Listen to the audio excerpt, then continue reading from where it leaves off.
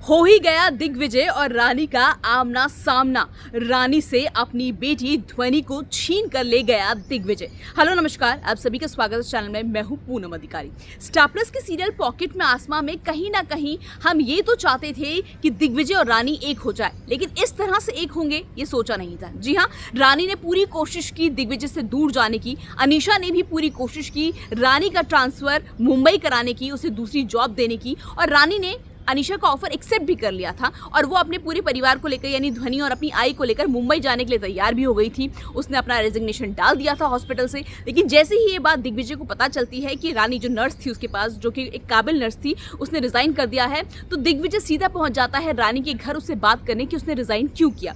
लेकिन जैसे ही वो घंटी बजाता है और रानी दरवाजा खोलती है तो वो सामने रानी को देखकर हैरान हो जाता है। उसे समझ नहीं आता कि इतने दिनों से जिस नर्स के साथ वो काम कर रहा था वो रानी ही थी और क्यों रानी ने इतना बड़ा सच उससे छुपा कर रखा। साथ ही दिग्विजय ये भी देख के हैरान हो जाता है कि उसकी 5 साल की बेटी ध्वनि भी है, क्योंकि ये सच अभी तक दिग्विजय को पता ही नहीं था। अनीशा ने दिग्विजय को ये बताया था कि रानी का जो बच्चा हुआ है वो मरा हुआ पैदा हुआ है, तो कहीं ना कहीं दिग्विजय को ये लग रहा था कि उसकी जो औलाद है वो इस दुनिया में आने से पहले ही चली गई। लेकिन दिग्विजय उस वक्त हैरान हो जाता है जब वो अपने सामने अपनी 5 साल की बेटी को देखता है और वो रानी पर खूब भड़कता है। रानी को बोलता है कि उसे कोई हक नहीं था, उसने इस तरह से धोखा दिया, 5 साल तक उसकी बेटी को उससे दूर रखा।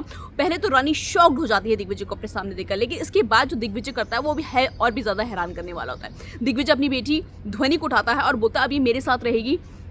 तुमने 5 साल तक मुझे इससे दूर रखा, लेकिन अब तुम मुझसे दूर नहीं रख सकोगी। ये देखकर रानी की पैरों तले जमीन खिसक जाती है। अब आगे क्या होगा? आगे आने वाले एपिसोड में आपको दिखेगा कि दिग्विजय अपनी बेटी ध्वनि को लेकर घर आ जाएगा, जहां पे वो पूरे घर वालों को बताता नजर आएगा कि ये मेरी बेटी है, मेरी और रानी की बेटी है। रानी ने इतना बड़ा सच हम सबसे छुपाया था।